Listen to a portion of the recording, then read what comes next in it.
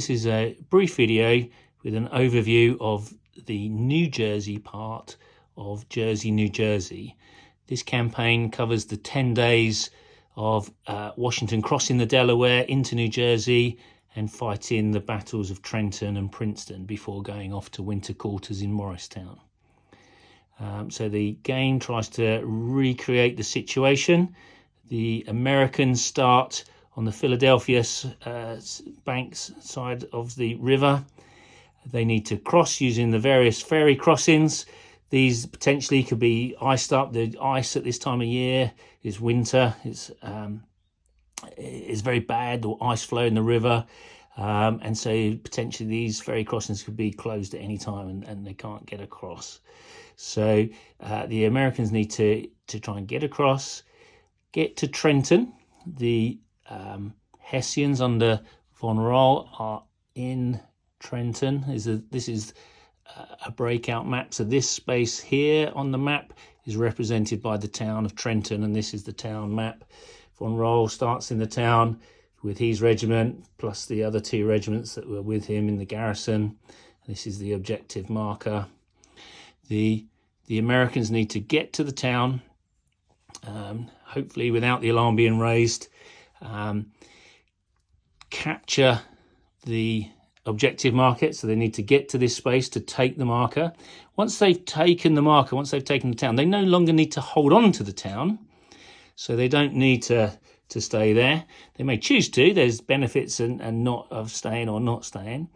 But once they've taken the town, their next objective will be to take Princeton and try and take the objective marker in Princeton. Again, once they've entered the space and got the objective marker, they don't need to stay there any longer.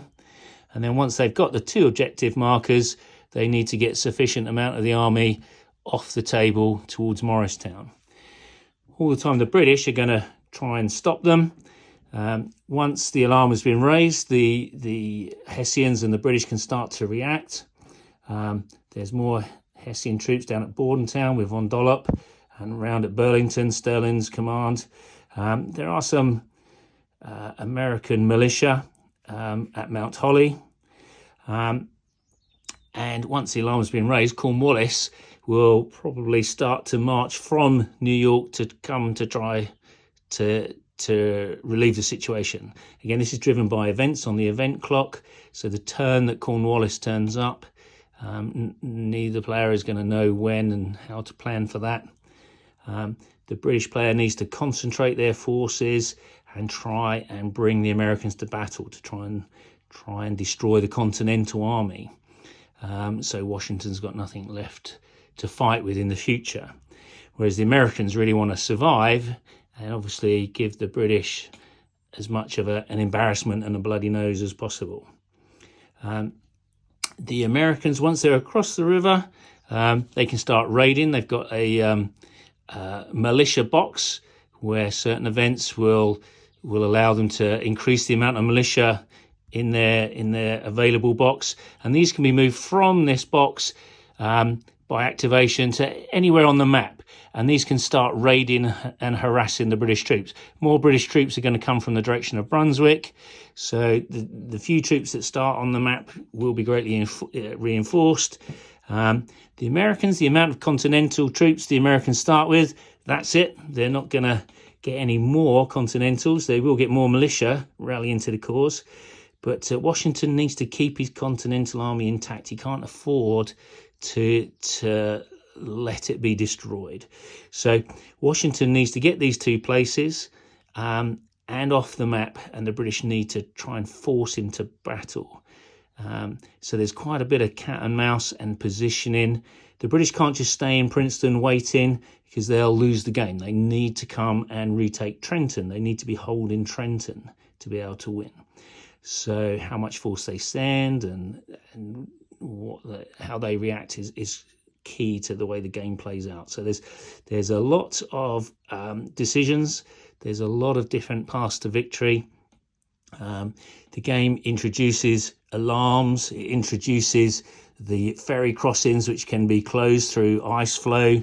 It introduces raids on the British, which are purely by the militia.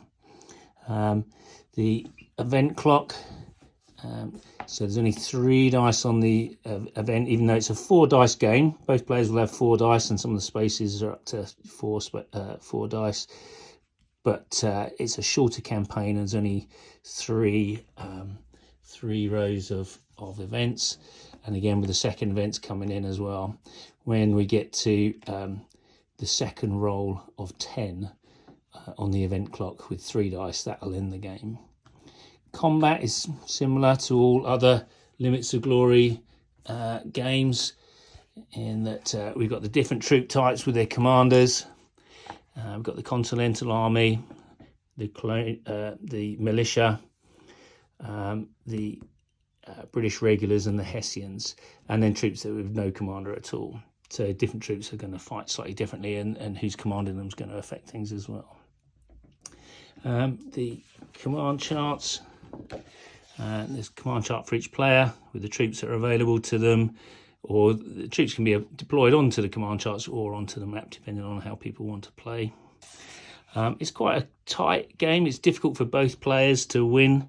I hope you're going to enjoy it. It's certainly been fun designing it. Okay, thanks for watching.